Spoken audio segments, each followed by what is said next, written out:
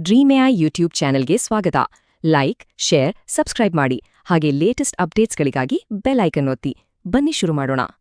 ಬೆಂಗಳೂರಿನ ಬರೋಬ್ಬರಿ 5294 metro ಪಿಲ್ಲರ್ಗಳು commercial ಜಾಹೀರಾತುಗಳಿಗೆ open ಆಗ್ತಿವೆ. ಹೌದು, ಇದೊಂದು ದೊಡ್ಡ ಬದಲಾವಣೆ. ಇದು ಸಣ್ಣ ವಿಷಯವೇ ಅಲ್ಲ. ಬರೋಬ್ಬರಿ 4 ಲಕ್ಷ ಚದರ ಅಡಿಯಷ್ಟು ಬೃಹತ್ ಜಾಗ ಈ ಜಾಹೀರಾತುಗಳಿಗೆ ಸಿಕ್ತಿದೆ. ಪರ್ಪಲ್, ಗ್ರೀನ್, ಯೆಲ್ಲೋ ಲೈನ್ ಜೊತೆಗೆ ಮುಂಬರುವ ಪಿಂಕ್ ಮತ್ತು ಏರ್ಪೋರ್ಟ್ ಬ್ಲೂ ಲೈನ್ಗಳು ಕೂಡ ಈ ಮೆಗಾ ಪ್ರಾಜೆಕ್ಟ್ನಲ್ಲಿವೆ. ಬರೀ ಪರ್ಪಲ್ ಲೈನ್ ಒಂದ್ರಲ್ಲೇ 7538 ಆಡ್ ಬೋರ್ಡ್ಗಳು, ಅಂದ್ರೆ 1 ಲಕ್ಷಕ್ಕೂ ಹೆಚ್ಚು ಚದರ ಅಡಿಯಷ್ಟು ದೊಡ್ಡ ಕ್ಯಾನ್ವಾಸ್ ಇದು.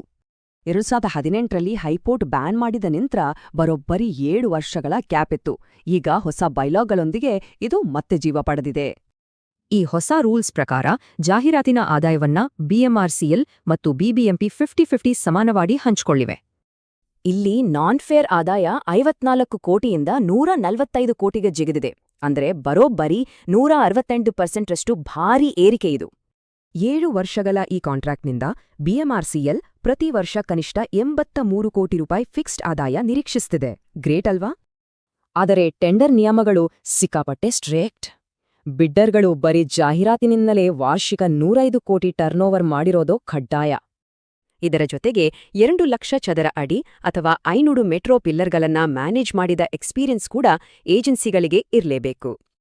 ಸಿಟಿಯ ಸೌಂದರ್ಯ ಹಾಳಾಗದಿರಲು ಪಿಲ್ಲರ್ಗಳ ಮೇಲೆ 9ಕ್ಕೆ 4 ಅಡಿ ಹಾಗೆ ಪೋರ್ಟಲ್ಗಳ ಮೇಲೆ 8ಕ್ಕೆ 15 ಅಡಿ ಫಿಕ್ಸ್ ಮಾಡಿದ್ದಾರೆ.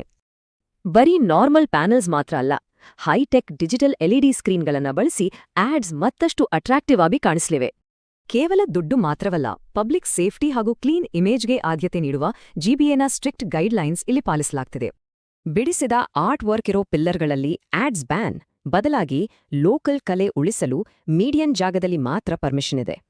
ಖಂಡಿತ ಈ ಹೊಸ ಡಿಜಿಟಲ್ ಕ್ಯಾನ್ವಾಸ್ಗಳು ನಮ್ಮ ಟೆಕ್ ಹಬ್ಗಳ ಫ್ಯೂಚರ್ ಹೇಗೆ ಚೇಂಜ್ ಮಾಡಲಿವೆ ಅನ್ನೋದನ್ನ ಕಾದು ನೋಡೋಣ ಅಲ್ವಾ?